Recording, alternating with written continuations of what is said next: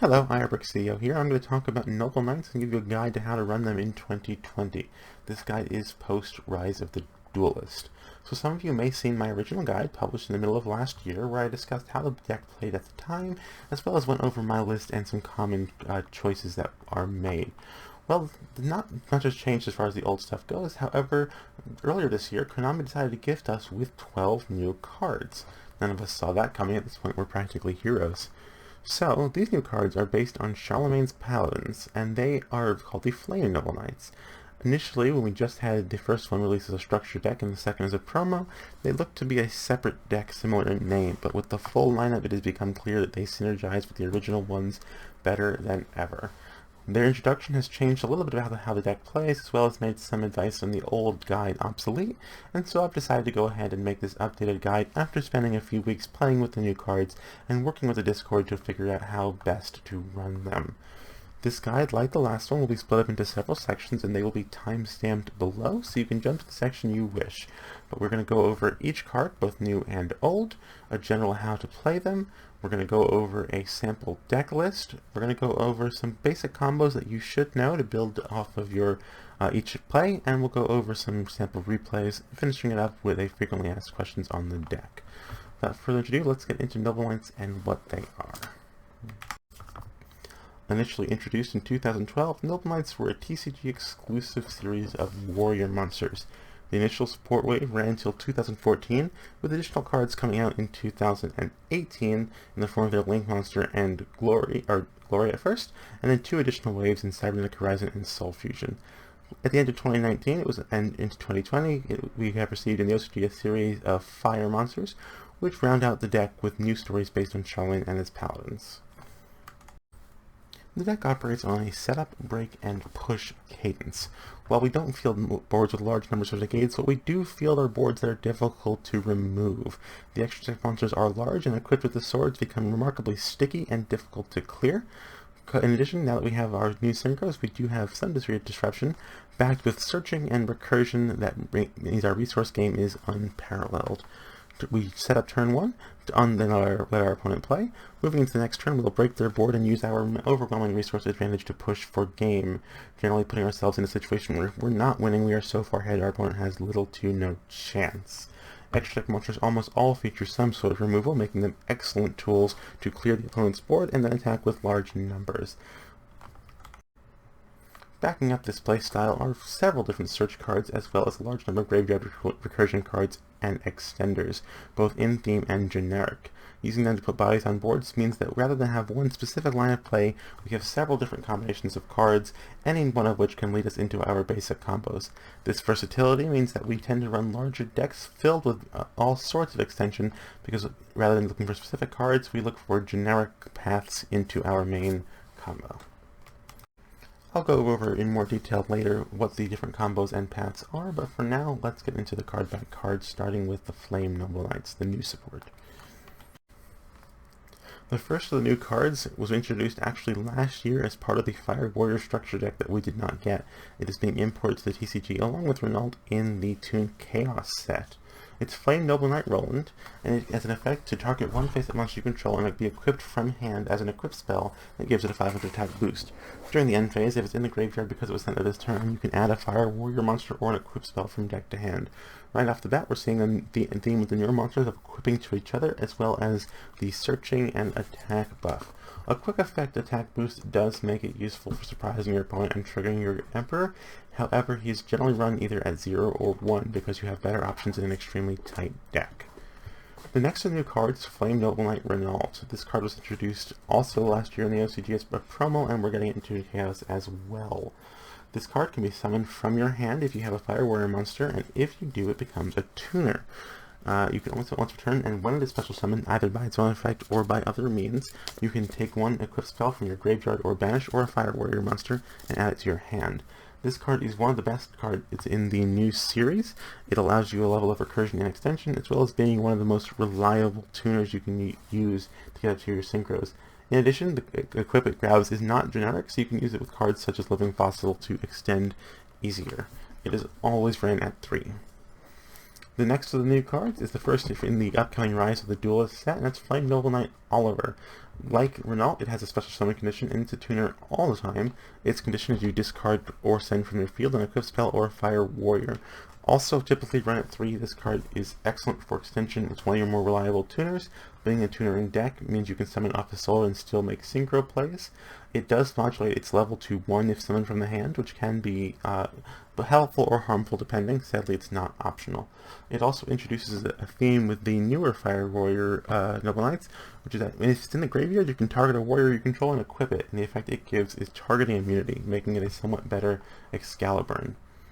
Following that up, we have Flame Noble Knight Ogier. And Ogier is a foolish of sorts, operating in a similar line to Boars, but it's typically only run at 1. This card, when it's normal or special summon, you can send 1 Fire Warrior or Noble Arms from your deck to your graveyard, except himself. And like Oliver, he has the Equip from Grave effect, granting destruction immunity from card effects. Typically when you summon him, you'll be sending your trap card, which we'll get to later. However, he can be used to send other Fire Warriors, such as ones you want to provide with Roland, often Godfrey or Oliver, just depending on the hand and how you play it. Your third one is Flame Noble Knight Magus, also typically run at 1. This card is another Noble Knight Brothers, so it has the Equip from Grave effect to grant battle destruction immunity, and if it's sent to the graveyard, regardless of how it got there, you can shuffle 3 Fire Warriors or Noble Arms that are banished from your graveyard as cost, so it can't be stopped by Crow, and then draw a card. It is once per turn, unlike Brothers, and it can't recycle extra deck monsters, but it is still an excellent way to keep up your advantage. This combined with Brothers leads to near infinite recycling loops, meaning you will never run out of resources. Finally, we have Flame Noble Knight Astolfo to finish up the new monsters. This card can be summoned from your hand or graveyard, or summoned from the hand by banishing a Fire Warrior from your hand or graveyard, and then you can modulate his level to match the level of the banished monster. You can banish him from the graveyard, and then special summon him and another Fire Warrior on your second standby phase after activation. He lacks an equip effect, and both of his effects are once per duel.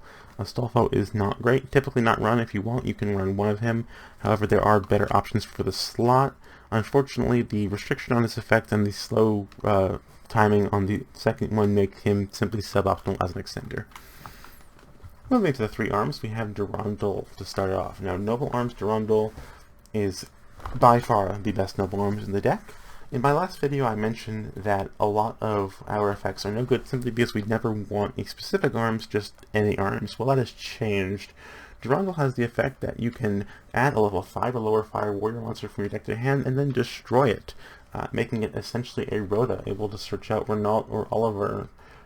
He is or any of these, though it's less common. He's an excellent sword. Run at 3, you want to see him as often as you possibly can. In addition, if he's equipped to something and that card leaves the field and goes to the graveyard, you can target a level 5 or lower Fire Warrior in your graveyard and special summon it. This is another way to pull monsters out of the graveyard for some of your fancier leaps. You'll typically do this by linking away with what it's equipped to. Moving on, we have Flame Noble Arms Hauntclair, another excellent addition to the deck. When this card is equipped to the monster, you can target one face-up monster you control. It doesn't have to be the one it's equipped to, and you can make it so it is the only monster that you have that can attack this turn, but it can attack twice. Typically, you'll use this in conjunction with Clarent to attack directly multiple times. It is an excellent way to win games, but that is not all there is to it. In addition, if the monster it's equipped to is sent to the graveyard, you can target a face-up monster in the field and destroy it. This is probably the best sword to leave on your kings, because it means that removing your kings without removing Hauntclair first will let you get a free pop on your opponent's board. Excellent, excellent card. You do run 1. Flame Noble Arms Joyous is the third of the new Noble Arms cards, and what it does is you can just target one Fire Warrior monster in your graveyard, add it to the hand, and destroy this card. An excellent recycling tool. It's used in some of the more complicated king setups. In addition, if it's equipped to a monster and that monster is sent to the graveyard, which destroys this card, you can special summon a Fire Warrior from your hand. Typically, you'll use this as a way to bring out Godfrey that you searched if your opponent carelessly removes something on your board. Excellent card for its recyclability, letting you extend and reuse resources more readily. Definitely run at 1. Wrapping up the new Flame Noble Knight support, we have Oliphant Horn, a normal trap. You can get rid of a Roland you control to special summon 3 Fire Warriors from your deck, with whose levels equal 9 but negate their effects. The card is not terrible. It does get a lot of bodies on board, but it's designed to get you into Charles, something we have no problem doing already. It's also slow and doesn't help your setup or your grind game particularly well. You do not run this card. Finishing up the new cards, if we go to the extra deck cards, we have Flame Noble Knight Vanguard Roland. It's a level 5 Synchro Tuner monster. When Synchro Summon, you can activate a Scarm-like effect. During the end of this turn, you can send an equip spell from your deck to the graveyard, then add a warrior monster from your deck to your hand. It can search any warrior and foolish any equip. You will always make this on your way up to Charles if you can. Excellent addition. In addition, as a quick effect, and this is the only one of these that's a quick effect, if it's in your graveyard, you can target a warrior you control and equip it to that target as an equip spell that makes it gain 500 attack. This is typically how you're going to use it to equip to Charles to trigger his pop. Speaking of, Charles is a level 9 Synchro Fire Warrior. He's got a nice 3000 attack, and anytime a monster on the field becomes equipped with an equip spell once per turn, you can destroy a card on the field. This is non-targeting destruction, easily triggered by the Roland you made on the way up. Excellent addition. Finally, we have quick effect disruption on the opponent's turn, something we have been sorely lacking. In addition, during the end phase, you can equip one equip spell from your hand or graveyard, and again, it can be any generic equip spell. We'll get to that in a moment. In the end phase, and if you do, you can then take a Fire Warrior from your deck and equip it as an equip spell that boosts attack. Typically, the way you'll use this is you'll grab a certain equip spell we'll get to later, as well as whichever one of the Noble Knights you want the protection of. If you don't have it, Oliver is usually your first one you'll go to, followed by one of these two. That rounds up the new support. As you can see, it's all very excellent. It synergizes well with the existing cards. We have a strong theme of self-equipping and climbing, nice additions to recursion, and finally some quick effects. Now we'll move on to the pre-existing cards and go over them. Moving on from the French Knights to the British ones, we're going to start with Noble Knight McDrowell, probably the best known of the original Noble Knights. He is a level 4 light monster that's treated as a normal monster on the field. This is a theme with a few of them. If he gains an equip spell, he becomes a level 5 dark monster with the effect that if he is alone on the field, you can if you control another monster, you can special summon one Noble Knight from your deck, except Madrowell, and if you do, destroy an equip spell you control. Typically, you're going to use him to extend into Boars to resolve his dump effect, but you can get any of them depending on what the scenario calls for. Generally, he's one of your better starters, but he can also be used to come back from board breaks pretty reliably. Excellent card, still usually ran at 3. The next one is Noble Knight Boars. Like Madrowell, he's a level 4 light that becomes a level 5 dark when he gains a Noble Arms, and his effect is that you can reveal 3 Noble Arms cards from your deck. One of them gets randomly added to your hand, and the other 2 go to grave. Your graveyard side will typically be used to dump 2 copies of your trap and 1 of Guinevere. We'll get to each of these later. However, there are situations where you might, for example, get 3 Durandal, and that's part of an integral Boars plus Arms alone setup, because he does not destroy the equip he has. You can search Oliver. Also typically run at 3, he's one of the best cards in the deck. Next we have Noble Knight Brothers. Brothers is the third of the classic starter knights, also run at 3.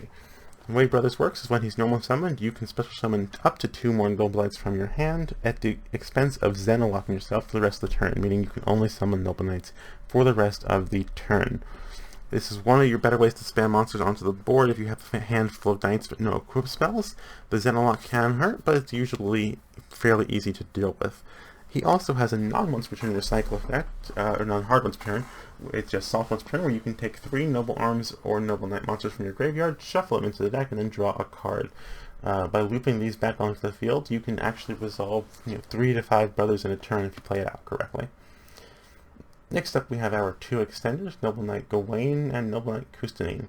Gawain we'll start with actually. He's a level 4 light that can be special summoned for free if you have a level 4 normal light monster. That's typically going to be your Madrowell and your Boars. Easy to drop on the board and letting you extend upwards. Also typically run at 3, although some newer builds have been cutting him with more fire monsters in the mix. And Noble Knight Custanine also has a summon condition that his, if you control an equip spell, unfortunately his is once per turn.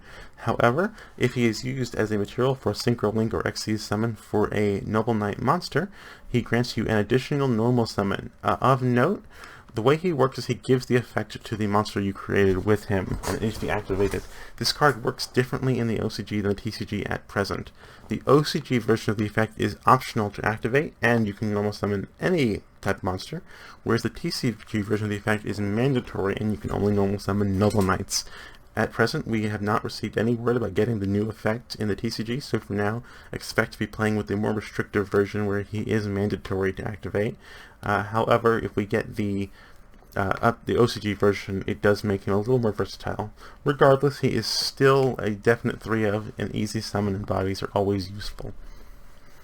Next up we have the vanilla Noble Knight Artorigus, the only card with a poem in his card text. Level 4 light normal monster. He is typically run with, I'll actually go down here, die to summon him from the deck. You will typically run 1 or 2 of your Terrified of Bricks, but you shouldn't be if you're running that engine. Some lists do, some don't. He combos well with Gawain for free. If you open, say, Die and Gawain going second, that's a free Kusine to break boards before you even have to commit a normal summon. Good card as part of the engine, but definitely optional. Continuing our one-offs, we have Black Lancelot, or Noble Knight of Black Lancelot. He can be special summoned from hand or grave by sending a light normal monster, so again, Madrow and Bors and Arthur, to the graveyard, and he can tribute a Noble Knight to add a Noble Arms card from deck to hand. He may seem a little awkward, but he has a bad habit of fixing really weird hands and making them completely playable. Level 5 is also fairly useful. Typically, you bring him out when you need to clear zones or get specific arms to continue your plays. Definitely worth running at 1, I think, but he is optional. Similarly, the other level 5 Dark is Noble Knight Hector. He's a dragon ruler. You can special summon him once per turn from hand or grave by banishing 2 Noble Knights from your graveyard. We can now recur those banishes with Renault as well, making him even better. A material you can bring back every turn is always nice, and his level leads well into high rank XC's plays. In addition, if you synchro or if you XC's with him, then the summon cannot be negated and your opponent can't respond to that monster's unsummon effect, making him excellent for free summons. Very useful card. I think he should always be run at 1, but just like Lancelot, it is optional. Next up, we have the first of our utility knights, and that's going to be Noble Knight Pellinor. Pellinor, you can target him, you can equip him with a, when he's equipped with a spell, Noble Arms, you can target it, and one monster your opponent controls, destroy them both, and draw a card. However, if you do that, he can't attack. He is a removal option, which is nice. However, he's not a quick effect, and we have a lot of removal already. In addition, he is somewhat surpassed by Tristan, we'll get to in a moment. Typically, he is not run. Parador is also never run. He is fairly bad, and what he does is, if he's sent to the graveyard while he's equipped with a Noble Arms, you can take a Noble Arms from your graveyard and add it back to your hand. He recycles arms, which is just not something we ever really need to do. We can do that better with Renault as well as with our kings. Don't run him. Next up, we have Noble Knight Dristan. Always run one of him. He's one of the most useful tech knights. You almost always, he'll be one of your most common summons off the trap. What he does is, while he's on the field, your opponent cannot attack or target with effect Noble Knights or monsters with less than 800 attack as long as you control another Noble Knight. So that means you can easily protect your Link monster from things like Utopia Devil. You can use it to protect cards like Appaloosa when their attack gets low. And that's not all. If he is gets equipped with the Noble Arms, once per turn you can target a face-up card on the field and destroy it. So typically what you'll do is, if they target something that has a re-equipping arms, with a removal effect, you'll bring him out in response with the trap. Then you will have the arms float onto Tristan, getting you a pop. Very, very useful card. Definitely run one. The next Tech Knight is Noble Knight Ivan. He is probably the most complicated to figure out the ratio for, and there are people who will tell you 0, 1, and 3 are all correct. I personally have him at 1 at the moment, but I have tried all of them, and there's merits to each argument. What he does is, if he is equipped with a Noble Arms equip spell, he will summon a level 4 Noble Knight token. He doesn't destroy the sword. In addition, while he has a sword, all Noble Knights in the field other than himself gain 500 attack. The attack boost helps you get games OTKs very easily, and summoning the token does mean he is a 1 or 1.5 card he's sold. However, when you summon the token, you are locked out of non-Noble Knights, which can make extension tricky. He is a starter and an attack booster, definitely useful, but by no means essential. Next up, we have Noble Knight Bedwear. Bedwear, when normal or special, can take a Noble Arms equip spell from deck and send it to the graveyard, and during either player's turn, you can take a Noble Arms equip spell and move it from one monster on the field to a different one. The milling effect is very rarely used because we have plenty of ways to dump the equips already. However, the move effect can be used to move protections where they are needed or to trigger Tristan. Some people like running him at 1. You typically do not run more than that. He is an optional choice, but definitely has merit. And the last of the main deck knights is Noble Knight Galahad. He is the final monster that is normal on field. When he gets an equip spell, he stays level 4 in light, but he gains an effect. You can take a Noble Knight in your graveyard, add it to your hand, and then destroy an arms. And this is once per turn. Typically, you use him to recur your extenders, for example, Gawain. You can add Gawain back, destroy the arms, making him normal again, then special Gawain, allowing you to continue upward. He is like these, run at 0 to 1. I don't presently run him, but he has an excellent tech choice and definitely valid. Moving on from the actual knights, we have 4 main deck monsters that are not thematic. The first is Merlin.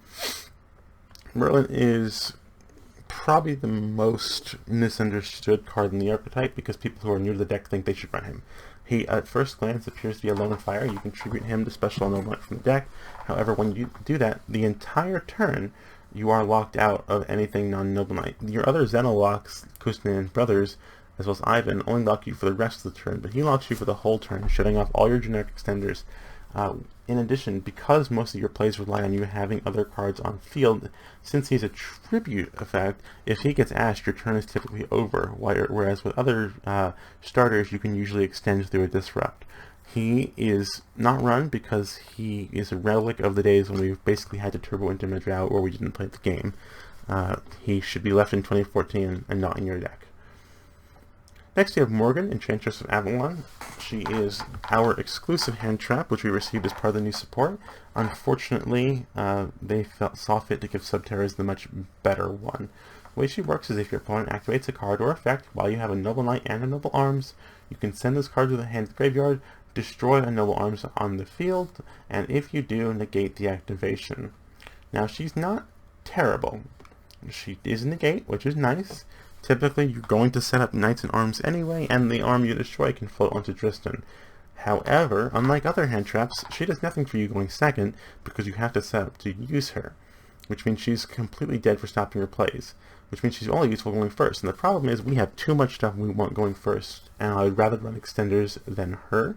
As far as going second, you would want to side in more powerful cards. Either you'd want to be running hand chips that are good to stop boards from being set up, or you'd want to be running more unfair cards than her. She is a simple 1-for-1 trade, not even because she pops a sword. She's technically a 2-for-1. She doesn't even destroy what she's disrupting. Gorgeous artwork like most of the deck. I have definitely run her before because I wanted to, but she is not an optimal choice. Next up we have Guinevere, Queen of Noble Arms.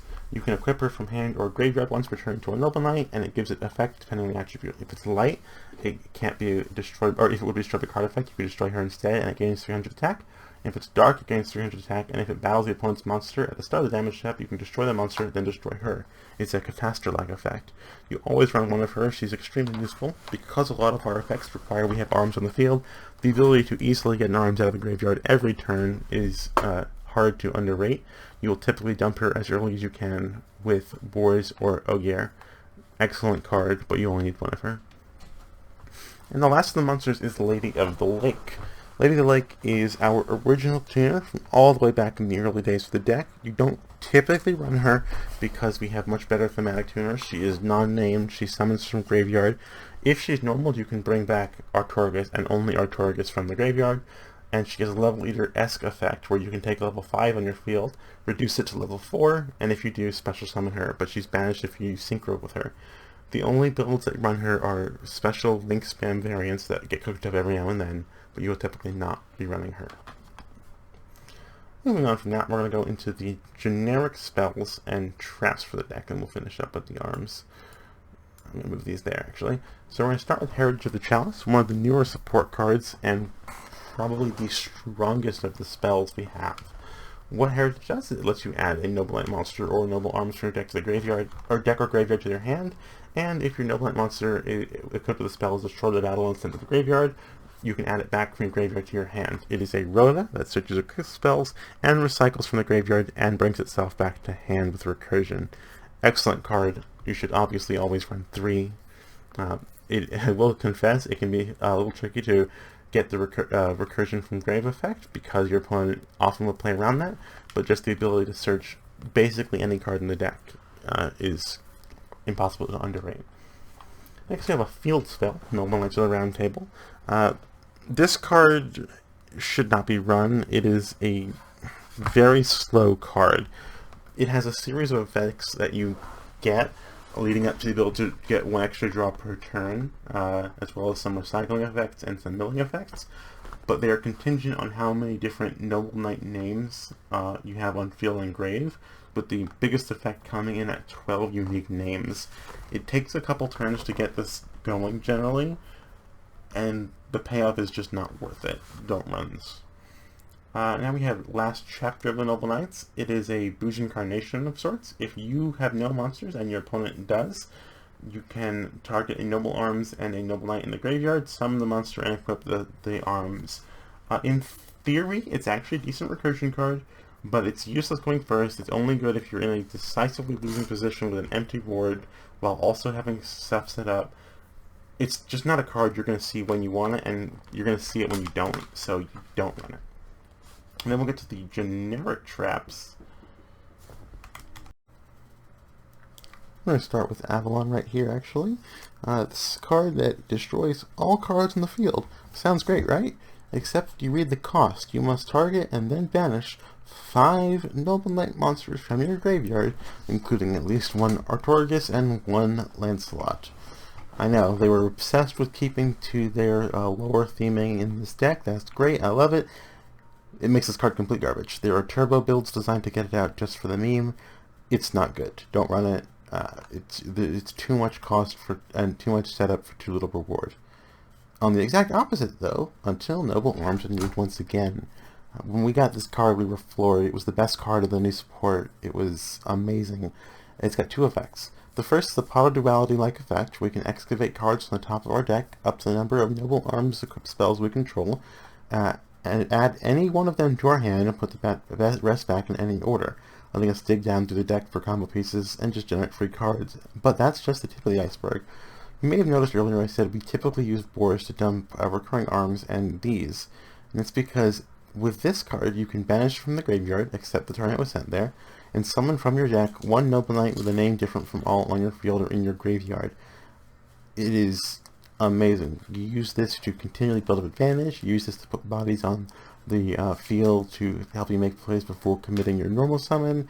You use this to block attacks with a giant 2400 defense. You use it to bring out protection.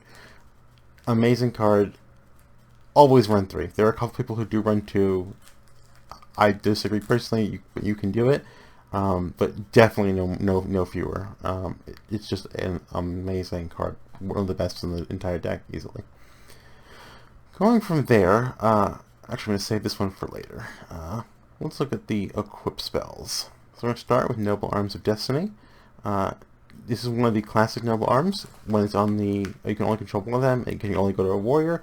Once per turn, the equipped monster can't be destroyed, either a battle or card effect. And if this card is destroyed, once per turn, you can target a warrior on Noble Knight on the field and re-equip it. That re-equip effect is held by all of the classic arms except Excalibur. So we'll quickly go through what they do, because they all operate somewhat similarly. Probably one of, if not the best, of the classic arms. The protection effect admittedly has become somewhat antiquated with our newer knights up here, but it was easily one of the best. Gaetan gives the equipped monster 1000 attack, but every standby phase of yours it loses 200 attack. It also re-equips. Caliburn gives you 500 attack, it re-equips, and once per turn you can gain 500 life points. You choose wins with time in time with this. Kind of what you do. Clarent, you can pay 500 life points, and the equipped monster can attack directly. You'll combo this with Hot Clear up here pretty often to score easy kills. When we used to think this card was terrible, but it has proved its worth time and time again. The ability to just completely bypass otherwise obnoxious monsters. Really good, definitely a solid one of. Excalibur is the only of the classic arms that doesn't have the rank up effect. It grants targeting immunity, so it's somewhat been supplanted by Oliver at this point.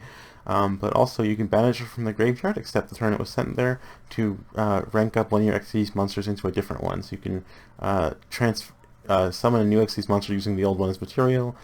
This is excellent for proceeding through your board-breaking paths. And finally, our Feudatier.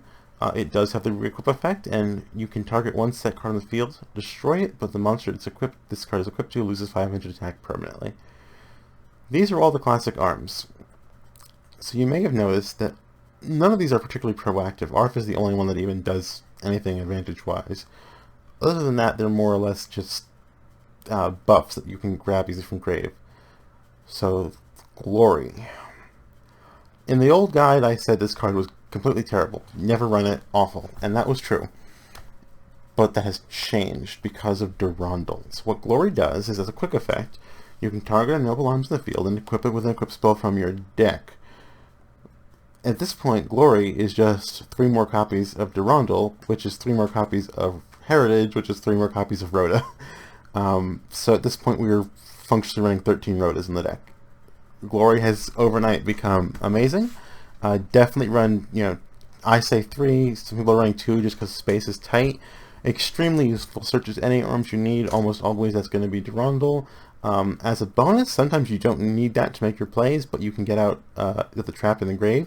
So you can set it, get your Emperor out, trap summons Tristan, Glory equips arms to Tristan, then you get your pop-off Tristan and your pop-off Charles, so you double pop there. It has become a fantastic card and definitely worth running. Wrapping up the thematic cards, man, there are a lot of these. I said we were getting to be like heroes. We have 3 Xyz monsters and a Link. So the Link, most people know, made splash because it was used in Goki and Dark Warrior. It's Isolde, 2 Tales of the Noble Knights. When it's Link summoned, you can add a warrior from your deck to your hand, but for the rest of the turn you cannot normal summon, set, or special summon monsters with that name, or use their effects. Basically, you're searching something for next turn. You can special summon a warrior monster from your deck by sending equip spells from your deck to the grave with different names up to the level you want to summon. You want to summon level 4, send 4 equip spells. Level 9, send 9 equip spells. This effect lets you bring out any of your knights to get your plays going, so most of our combos involve getting 2 warriors, going to Isolde, and going from there. Excellent, excellent card. You should run 3. And for your Xyz monsters, we have our rank 4 Arthur. So when he's Xyz summoned, you can take 3 noble arms from your graveyard and equip them to him. You can detach a material once per turn from him to destroy any number of spells and traps in the field, up to the number of noble arms you control. He is your back row clearer. You can use him to mass remove spells and traps. The equip from grave also lets you create him, pull back your advantage generating arms, and use their effects. Definitely a good monster. However, more often you'll be using your rank 5 king. So he is 2 level 5 noble knights. He also can grab 3 noble arms from their graveyard. His effect, you can detach one to pop a monster on the field by targeting, making him a monster remover. But if he leaves the field, you can then target a level 4 or higher, hi there, noble knight in your graveyard and special summon it. So typically you'll make him pop something, then link him off into your Isolde, getting the float into other materials to keep playing. In addition, when he's summoned, you can grab Hot Claire, meaning you'll get another pop off of that when it goes to the grave from linking him away. Excellent for maintaining advantage and breaking boards. And finally, we have Kusunin. He's the only one of these that's a hard once per turn. He can be made with any number of level 4 noble knights, as long as you use at least 2. You can detach materials from him and then bounce that number of cards from your opponent's field to their hand. He's one of your best baiters because if he is destroyed, so if you activate that targeting their disruption, they chain negate and destroy him. If he's destroyed, you can then rank up into one of your other kings using him as material, and that counts as an Xyz summon. So typically, you're going second. We'll start with him, try and bounce their disruptions. They'll negate it, destroy it, float into this guy, equip your sword if you have, you probably won't in this case. Pop with him, link him into her, float, and continue from there. Definitely a very solid Xyz.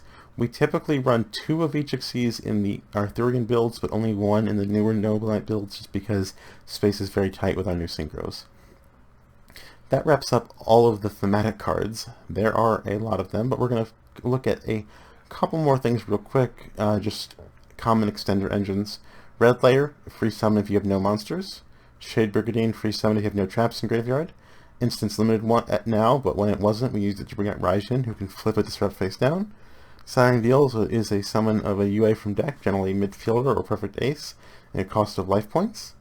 Hornet Jones is a free monster if you have nothing on your main monster zone.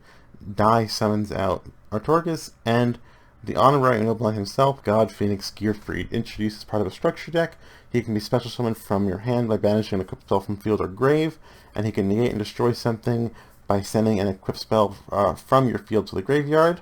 In addition, when he attacks, you can equip something from your opponent's field to him during the damage step. He is a Borreload Dragon, he is a negate, and he is an easy summon. Definitely a solid card. Typically run at 3. The rest of these extenders, you pick whichever ones are best for your deck. Most lists will run 2 to 4 of them, depending on space. You just pick which ones work best for you, depending on what you've got. So that wraps up all the cards. From here, we are going to go into some of the basic combos you should know. Or so I said, but actually we're going to start by looking at the deck list I'll be using in these replays. This is the 7th iteration on my Noble Knight with Flame stuff. This is the list I've been fairly happy with. We have done a lot of rapid iteration in the Noble Knight community, trying to figure out how best to work in all of the new support. First thing you'll notice, it is 60 cards. That is the most common size for Noble Knight decks. There's a lot of advantages to 60 cards. I'll go over it in more detail in the frequently asked questions section, but the gist of it is most of our combos don't require specific cards, just any number of combinations. So we can shuffle the deck, and so for here we have, there's 2 Warriors going to the play. We could also do the Boars and Arms play here with an extender to play through a disruption. So this is, there's our combo right there, and a free summon here. So actually we can go 2 free summons into a soul, let that get disrupted, however, and then keep playing.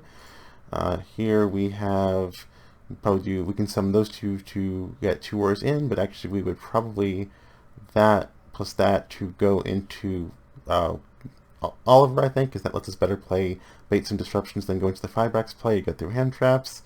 With this combination we have Armor Jowl plus Arms play, Classic Starter plus Cushioning to continue playing once they ash that if they do. Another extender there.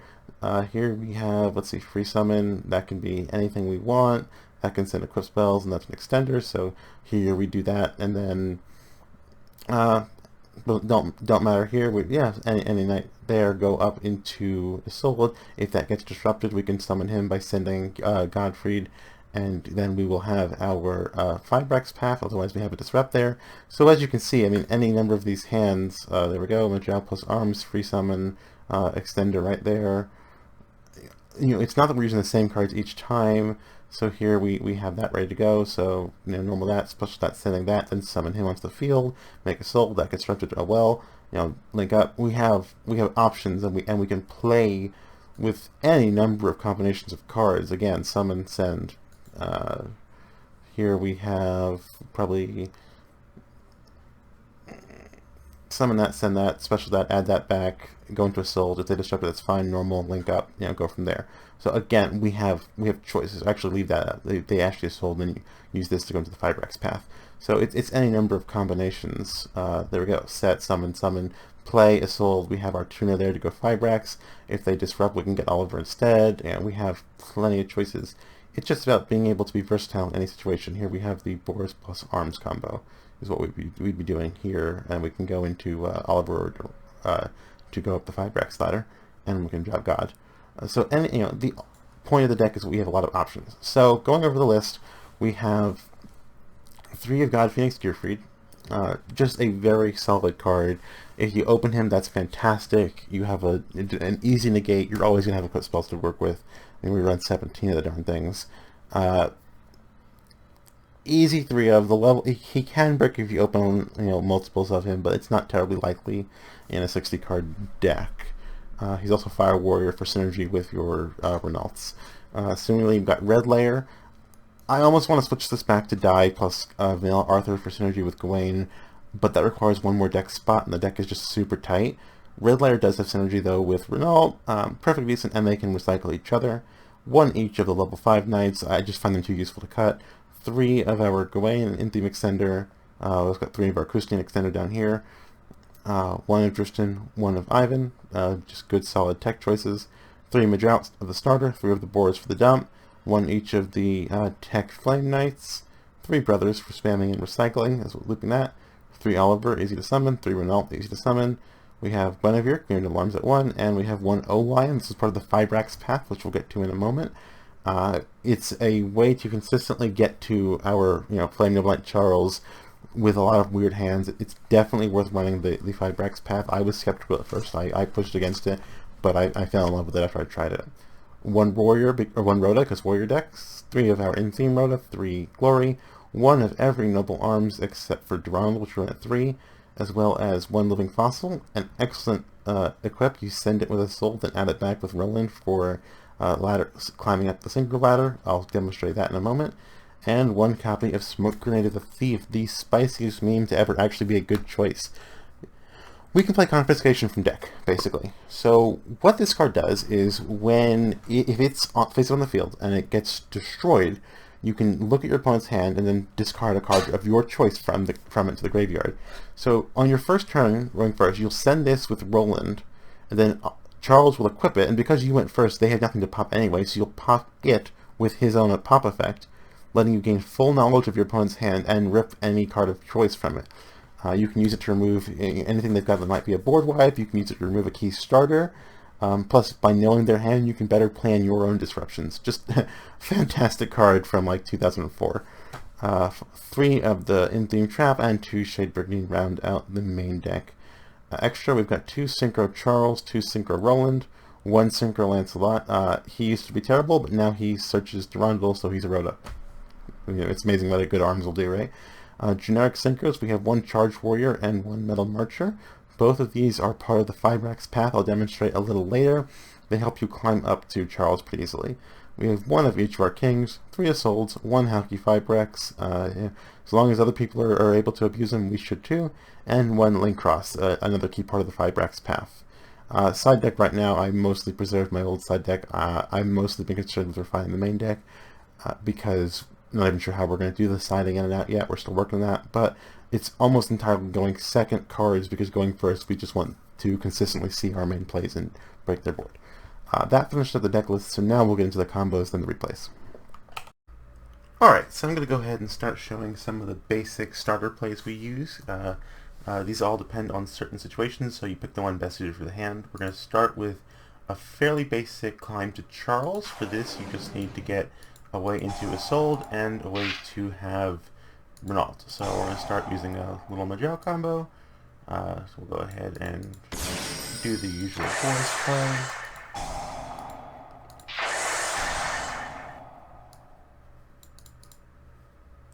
Two of the trap and Guinevere.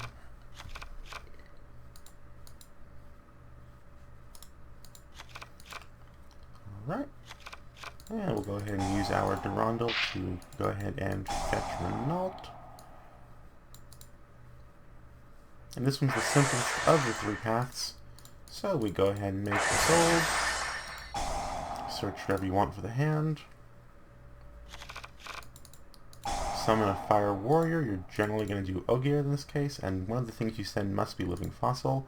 The rest is just whatever works for that situation. You generally want Ogier because it helps you dump the trap. Oftentimes this combo comes from hands where you can't resolve boars. Generally, if you can do Majab to board, you have better options. So in this case, you would want to get at least one of the traps to grave. And then it's as simple as getting Renault, adding back Fossil. The level 4 can't be Oliver. That is the one it can't be. Summon Roland, activate its effect. Fossil back into level 4s. Ideally, you don't want to fossil one of the 1-ofs if you can avoid it, so just grab Madrout. Go into Charles.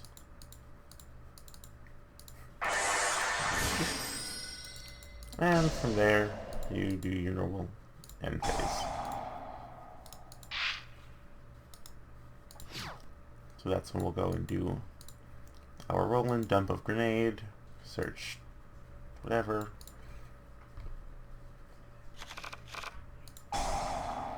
End phase, grab your grenade and your Oliver. pop your grenade, and rip whatever card they have that you don't want them to have. And that's the first combo. Alright, now for the second combo, we're going to demonstrate the Fibrax path.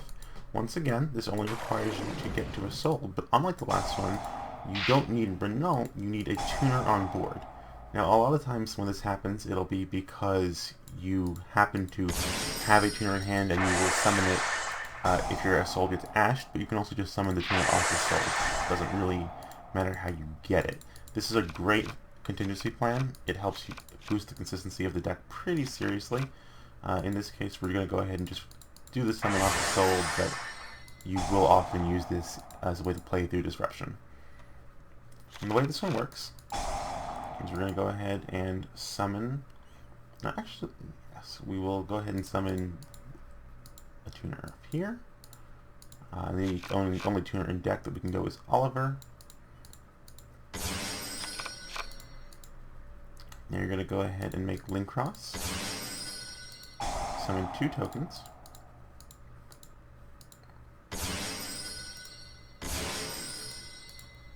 You're going to want to summon Halki Fibrax using Link Cross and your tuner. You're going to summon O-Lion. Take O-Lion and one of the tokens into Metal Marcher. O-Lion summons its token, and Metal Marcher will summon back O-Lion.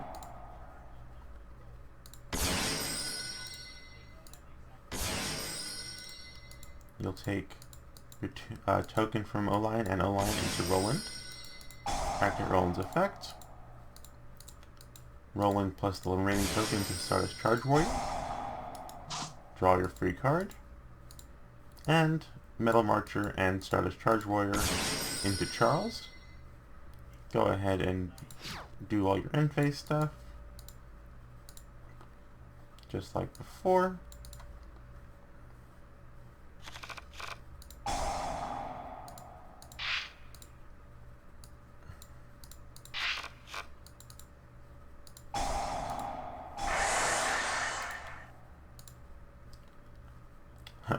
Normally you'll have used more of these cards. And then on their main phase, when they do anything, you'll go ahead and take your Fibrax out into a second Roland, letting you get your search on this turn as well to keep up advantage. And that's the Fibrax path. Now the third combo I'm going to show you is a variation on the Fibrax path. And when this one comes up, it's cases where you can get your Assault and Tuner on the board without using the Assault summon, and you want to resolve Boars, but you can't do that from the start, so it wouldn't actually happen off Madrout. And what happens with this one is you have to plan your zones a little more carefully, because you're not going to be using every element of the Fibrax path. So what we're going to do is we're going to go ahead and set ourselves up for it. We're going to go into our Assault, we're going to summon our Boars. This is generally when this would happen, because we do want to still dump our traps when at all possible. And we're just going to shove Boars off to the side here. He's not really important. In this case, we're going to get our tuner with Durandal. What we're going to do is we're going to dump those 3.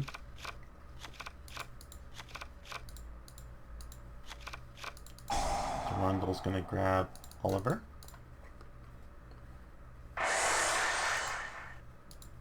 Guinevere on Boars. Oliver.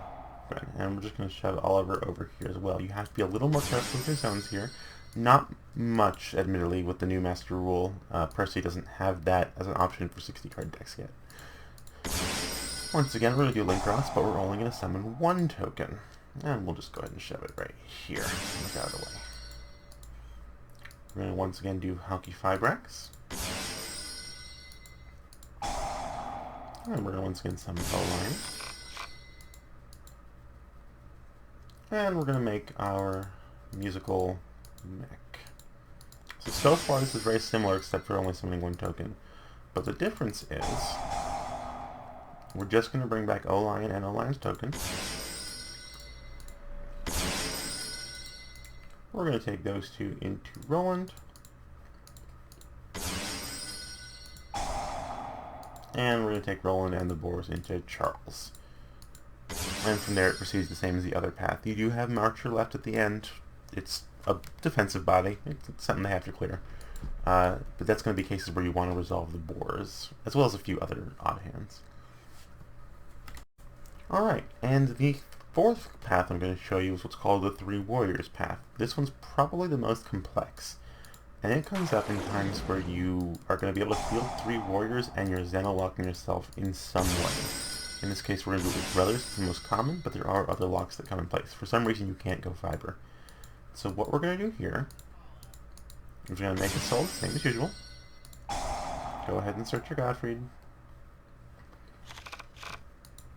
And we're going to summon Kustanine, sending 4. And this is important. We need to make sure we send Durandal. We have one, but in case we don't, Durandal. We need a Joyous. We need a Hotclair. We need a Fossil. So all 4 arms are specific here. If the lock is because you've used him, then you can summon something else, obviously. We just need that extra normal summon. In this case, we also can't do our boards because we don't have materials. Sometimes you will. So, we're going to summon our rank 4 Arthur. We're going to do both his equip effect and his extra summon effect, and we want all 3 of the new arms. Durandal is going to go ahead and search out Ogre for us. We're going to normal summon Ogre. And we're going to dump Renault. And Joyous is going to get Renault back for us. Summon Renault. Renault's going to get Fossil. We can go ahead and go into our Roland. Activate Roland's effect. Fossil one of the level 4s back.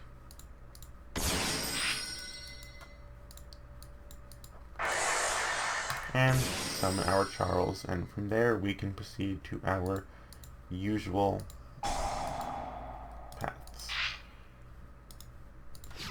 Now you may say, well, we didn't actually use Hotclair, why did we need to grab that one?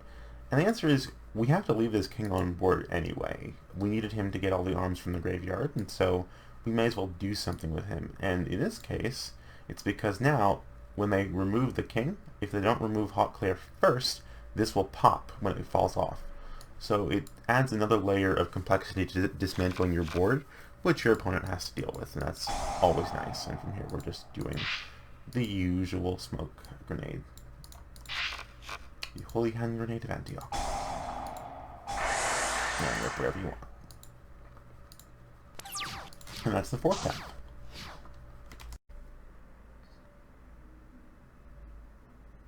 Alright, we're going to go ahead and start the replays, and this one is first up versus Trains. Here we're demonstrating how even an unusual hand can actually be really good. Going through the basic assault path, going up to Wolfers, and then getting Arthur, we can grab some arms to drop onto Boars. Go ahead and pop our arms to resolve our Boars down, dumping 2 traps and Guinevere as usual. Search for our tuner, then we're going to start the modified Fibrax path.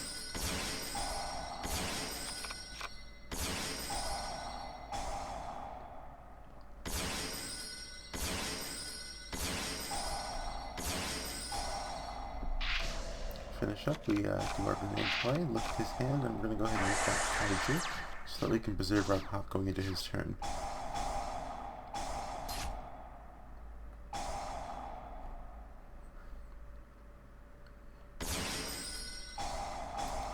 We're well set up, he's going to Desires, and then he scoops.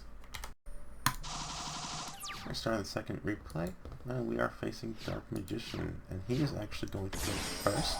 Opens up pretty strong, gets a bunch of searches off. He's going to draw through a significant amount of his deck, continue to dig for his trap, resolve his souls, draw some more cards.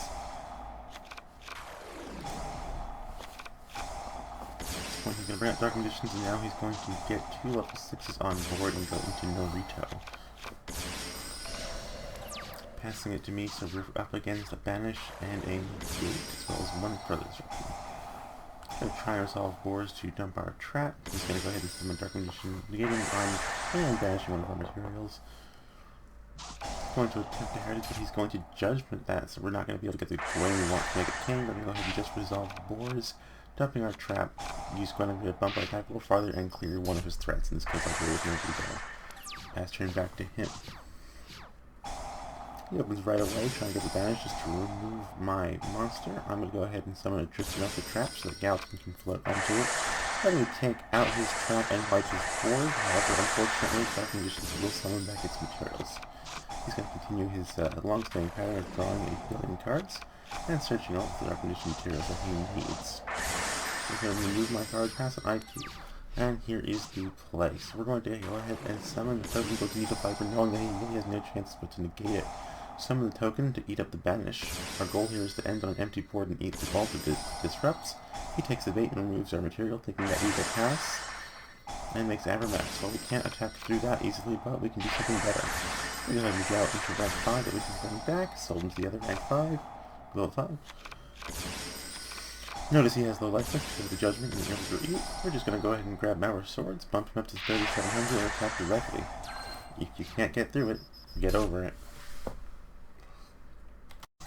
And for our third replay, we're facing Salamangreat. I do have a free summon up front with Red Layer. Drop that and then Kuskin. Going to Assault, I figured I know they have a lot of hand traps and I want the extra normal summon to play through them if they've got it. Searching God for next turn. There drops the hand trap. Knew it was coming. I'm going to go ahead and summon boards. Unfortunately, I don't have a way to resolve him, so I'm going to go into lands to get durandal. And if I search Oliver here, then I can make my 5x play, but I messed up and get Renault instead. Oh well, but I have a decent setup for next turn, so let's see what he does. Salamangreat doesn't usually have decay. He does usually Salamangreat plays climbing fairly decently. He's going to get up to Summit Wolf. He's just going to go ahead and beat over me and pass back to me.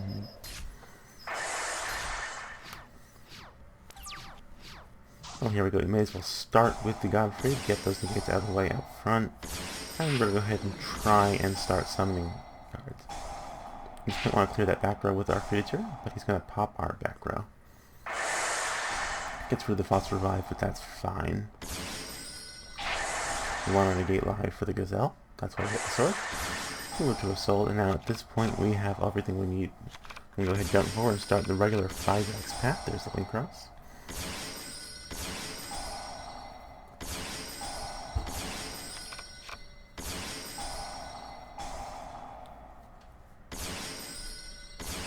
Not just good for turn 1 display. Go ahead and burn off the first Balings right there. He's going to save that one, and I know he has another Baling, so I don't want to risk him having a material next turn, so I'll go ahead and steal it instead. It's safer that way. Another hand trap, he's going to shut off our negate to start with. That's unfortunate. Go ahead and set up our search while we can. Well, luckily there's not much we can search. I know the negate won't go through, but I want the recycle anyway. Try and pop that. There's the other Mailings. He's going to summon the material. Oh right, we do run fire cards now, don't we? Reincarnating the Heat Lily allows him to make it so he can fairly easily get over our monster, but from a card advantage standpoint, we are clearly in the lead, and at this point the game is more or less 1. Our brothers have 3 materials just so we can go ahead and clear his board up, as well as recycle some of the cards that we need in the deck. Knight is sold, dumped everything we need for no decay.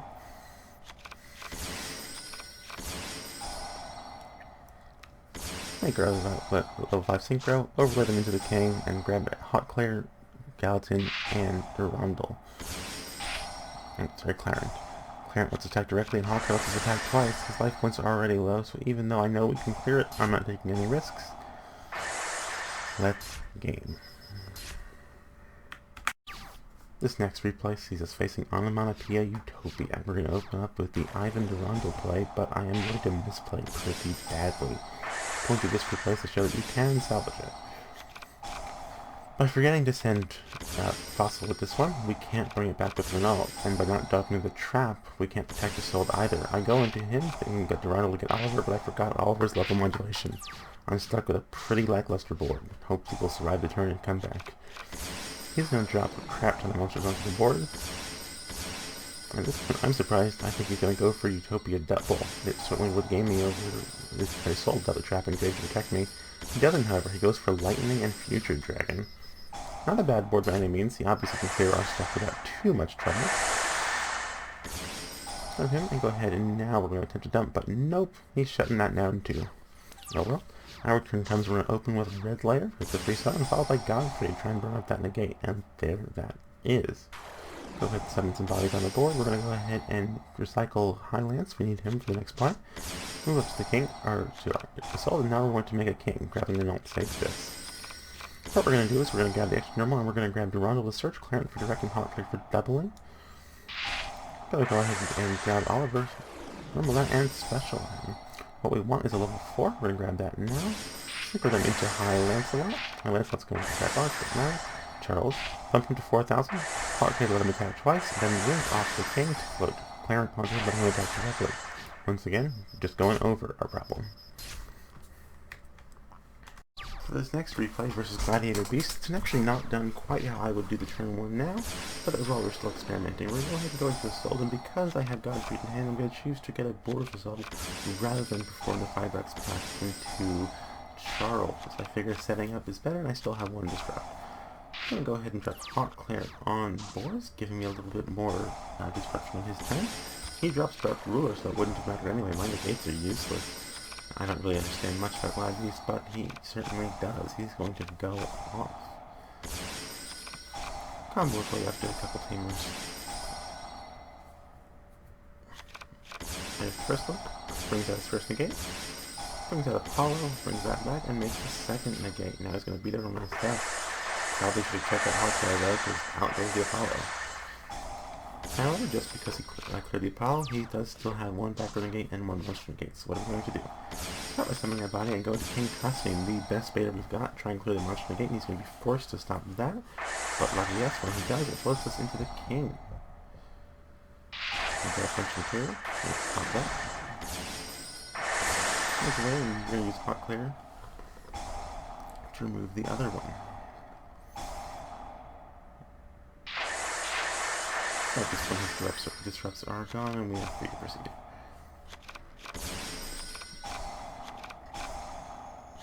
Grab durandal so we can begin to make our synchro plays.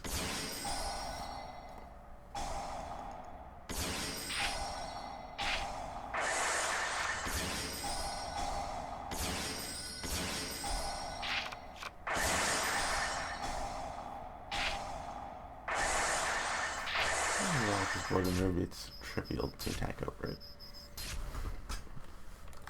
Up next we have a game versus Herald. This is an excellent hand and I am extremely pleased. I'm going to start with board and go ahead and resolve that, get our traps dumped to the graveyard, then use the arms we no longer need to bring Oliver onto the field, followed by Renault.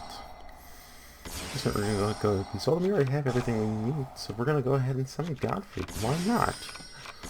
Start the lane cross path. We have our tuner over here. Have that negate in case he feels like he's disrupting the needle five with the ash he hasn't used yet. Doesn't have one. Battle Mac right there. Pull back the line at his token. Here's Roland. Get the search. Get the draw. Get the Emperor. Set up the end phase. I'm going to perform the grenade play here, and I do not like that pre-prep, so that is going away. Go ahead and draw one might as well. Looks like he didn't hit what he wanted, and he scoops. And for this next replay off against zombies, one of our worst matchups, I'm going to demonstrate the Boars and Arms setup. Boar's going to go ahead and get 3 copies of durandal. We normally would need, but we need to get Oliver.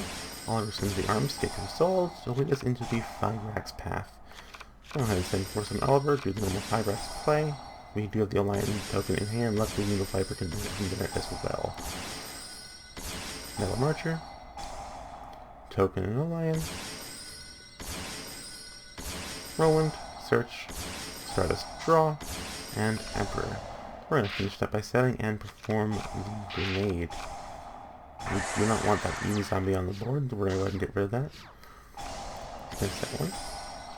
Research, he's going to try to revive that. We're going to chain Roland because we do not want that on the field. Get back in the grave, mini zombie. But he's going to bring out for a third time with Mizuki. Eldritch is going to come out. He's going to go ahead and set up the Avenger, letting him easily run over our monsters and dump zombie. Banshee get zombie world. Unfortunate. Go ahead and try and burn off the first disruption. We're going to summon Godfrey. Attempt to pull some bodies. He's going to attempt to clear. We're going to remove that with Godfrey. It is, thankfully, top zombie world, so we can start equipping again. Houston will remove the remaining threats off his board. Rank up. Pop. Crash.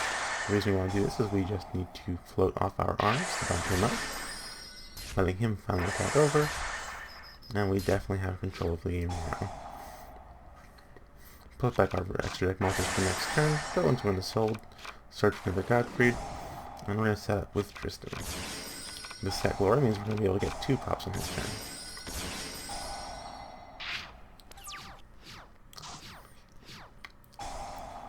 As top decks go, Fool's Barrow is definitely not bad. He's going to attempt to summon, but we are going to Godfrey and stop that. Unity Zombie comes back, but we're going to destroy it one more time, along with his back row, and that is game. I'll set a bunch of back row.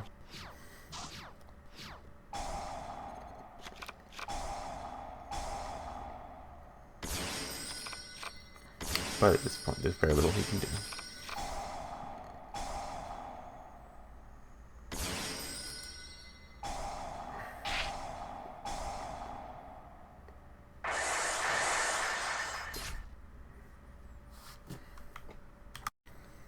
So now that you've seen a couple cases of me playing the deck in action, hopefully you have a pretty decent sense of how the deck runs. It is extremely consistent. It can keep immense card advantage. You will often find yourself ending your turns with 5 to 6 cards in hand. You can outpace your opponent. We have disruption now. It's powerful. The deck is without a doubt a solid rogue contender moving into the upcoming format when we get the rest of the support. Loads of fun to play, and I highly recommend it. Before we finish up, there's a couple common questions I wanted to answer. The big elephant in the room is, why do we run 60 cards? I somewhat touched on this earlier, but I thought I'd go into a little more detail. So, the typical reason that decks run themselves at 40 cards is that the often built deck building knowledge that you have a typical ratio of starters, extenders, and techs. And you consistently want to see your starters, and build from there. Because most decks are built off of 1-card combos and stuff like that. And that's true. Most decks have a key card they want to see as often as possible. But we don't. Not really. This entire deck is built on taking whatever your hand is, moving into one of our many different entry point combos, and then branching out from there depending on the scenario. And so because we would rather see just one of certain combos, we can be a little less picky with what's on our opening hand. However, the flip side is most of our cards do require something else to play, and so we need the correct mixture. And what can happen if your deck is too compact with a lot of this is you can end up getting a lot of hands where you just draw too many cup spells, or you get hands where you saw too many of your 1-ups that are extremely useful techs, like Tristan, Ivan, they're both useful. Magus and Ogier, extremely good, dude. O-Line and Queen, these are all excellent 1-ups. You love using them, but you don't want to open them. They're not necessarily garnets, but they're not helping you, and so you'd like to see those as little as possible. So it's less about seeing Madral every turn, and more about not seeing Tristan every turn 1. And so we want to bury all those cards in a larger deck, and just figure that because we've padded it up with any number of cards that can work with any number of other cards in the deck, the hand will be able to play. So like I was doing earlier, I was bringing up random hands, and even though they all looked very different, like that's full combo, that's full combo, that's full combo. That's full combo. Like, every hand is different, but we can always get into one of our entry points and then go from there. So, and none of these cards have those one-offs we don't want to see. And when they do have that, there's only one of them. You know, no bricks. This one is actually brick. That's the first brick we've had here. But that's not a brick. That's not a brick. That's not a brick. So you're seeing just how consistent this deck is, even with these one-offs. Like, that's not a brick. That's not a brick. That's not a brick. Like, these are all just perfectly good hands, even though they're different. So it's about barreling the one-ups and just fitting in as many generic extensions as possible. In addition, because we can recycle our stuff endlessly, we can reuse all these one-of techs. And we search aggressively. Every turn, we take our generic stuff, make a starter, and we basically hand choose our hand for turn 2 from this massive deck. It just lets us run a large number of techs. So, while it is true that a 40-card deck will see Majal more often, it's also going to stumble and either brick itself on its one-ofs more often or not have access to those nice one-of tools. You can play a 40-card Noble Knight deck. I don't recommend it. I think you're hurting yourself if you do. Most competitive Noble Knight players will swear by 60, but it can be done. I've tried it. There's a couple people on Discord who play it that way. By all means. But most people you talk to are going to tell you 60 is the way to go with this. And I think you're seeing from this, that's full combo. That's full combo. That's full combo. It's a very consistent deck. So that's about the deck size. So the next thing I wanted to do was answer the Roland question a little more, because anytime you see an inexperienced Noble Knight player or one that they found a list from 2014 and they're following it, isn't Roland great? He's a lone fire boss, and how can he be bad? It is true, he gets any knight you need, but as I just said, we don't need a specific one. We don't really care which one we start with, as long as we can get to a Soul, who's our real starter. In the past, the deck basically relied on doing a play where you went draw into boars, send arms, make them both level 5, and make your king. That was your play. And so you always wanted him, and so you ran 3 of him, 3 Merlin, and Rota. We didn't have Heritage yet. 3 Rota when it was at 3. That's how old it was. But as the deck evolved, as we got, especially when we got a Link Monster, she's the starter of the deck. And the problem is, you can make her with any number of generic warriors. You can make her with Red Later or Shade.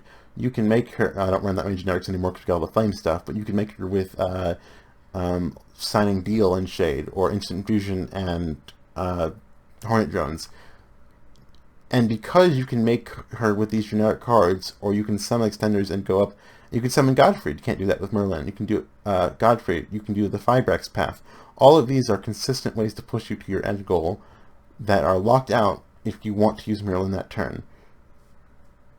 And because he has to be normal summon, you can't even special him if there was a way to do that. You can't special him the turn you want to use his effect because he's not a Noble Knight card. So you have to normal summon Merlin. Which means, if he gets hashed, you have no normal summon, he tributed himself, so you have no board, and you can't use your generic extenders. He is just not worth it. You have plenty of better ways to put things on board. Most 90% of hands, you don't care if it's Majal or Gawain, and you don't care which one it is, you just play. The next question I want to answer specifically has to do with what really changed as far as your equip spells. The way you managed equips before was basically you would send you'd run duplicates of some of the best ones, you send those, and those would be your main equip cyclers, and the rest of them were nothing more than names for Assault. What has happened is, as we got, and this is why Glory became good again, as we got these arms down here, all the new ones, they are much more proactive than the classic arms were. You don't use these old ones that much. You use them for specific situations. So Caliburn is obviously still good for choosing in time. Rank up means you want to dump this one as often as you can. Clearing back row and direct attacking. Ironically, some of the best classic ones, Destiny, Cali, and Gallatin, just attack boosts come up, but Destiny has almost completely been replaced by the newer protections. The having proactive equip spells has made it so it's much more important than ever to make sure you know which equips are where. But because we run so many of them now, you don't need to be as careful at recycling them. In fact, you're more likely to run out of your extra cards before you run out of equip spells, as long as you're even a little bit on top of putting them back with your averses. So when sending equips with a sold, rather than always send, before it was the same one, you send all 3 of your 2 ofs and generally Excalibur, and if that was what you're one of, otherwise you'd send Callie, and your 2 ofs were Destiny and Arv, and either Excalibur or Callie. You'd always send the same equips every turn, but that's not true anymore. So some hands will have you send these 3 new ones and maybe Fossil, because you want to grab that back with Ronald, or you want to get the rank up, so you next turn, so you set up Excalibur. Nowadays, your equip setup is much more about how your hand is going to play out, and so you have to be a little more careful with them. But because we want specific arm searchers such as High Lance and Glory became a lot better. So that's kind of the deal with equip spells. We do run a lot of unique ones. It's because everyone has a situation it's useful in, but it's much less. Before I can answer which arms you send every turn, there you go. We don't have that anymore. You have to be a little more proactive. Take a drink of it. That's okay. So the next question I wanted to answer, it's kind of an all-around, but it's why don't you run X? There's so many good cards that you can run in this deck, thematically and non-thematically. The answer is, if it's got viability, I have probably tested it, or someone on the Discord server has tested it. It is simply competing for space in a deck that is ludicrously tight. 70 card deck limit size win economy. The generic extenders, I would always love to see more of those. Galahad, I'd love to have him back in this deck.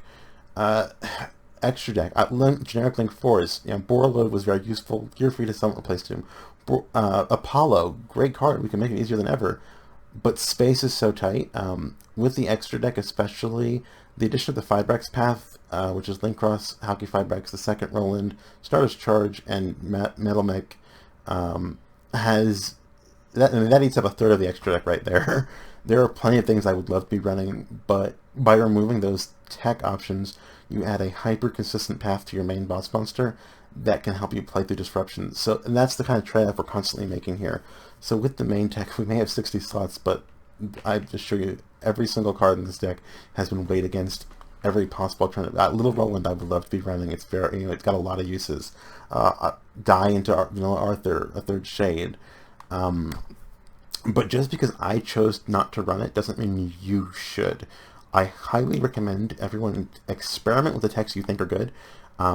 Not only are we still trying to figure out these ratios of these cards, we have, unlike a lot of decks, and I think this is one of the most beautiful things about Noble Knight deck building, most decks kind of settle on the same list for everyone who plays the deck competitively. That's not true here.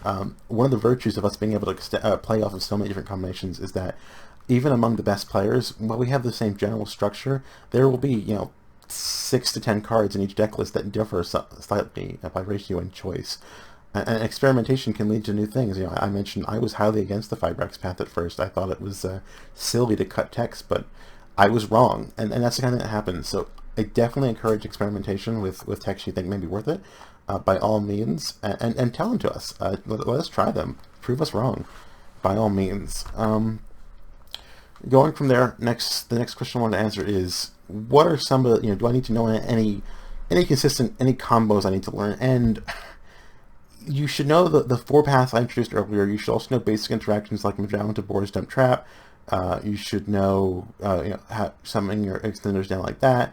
You should know the Boars plus, so a Boars plus arm combo. I don't think I actually demonstrated this one, but if you just have Boars plus arm, you reveal 3 durandal. 1 durandal will go to your hand because they're all the same. Grab Oliver, send the arms on Boars, summon Oliver, those Boars and Oliver into a sold summon tuner, Fibrax path. So you should know your basic theories, but the thing about playing this deck, and this kind of gets into, is this a good deck to play, is this is not the kind of deck that you just learn the combo and you're good. That's not how you play Noble Knight. If you just copy the same combos as everyone else, that you won't get anywhere. Because you're starting at an inherent disadvantage playing against meta decks with a rogue deck. That's true all the time.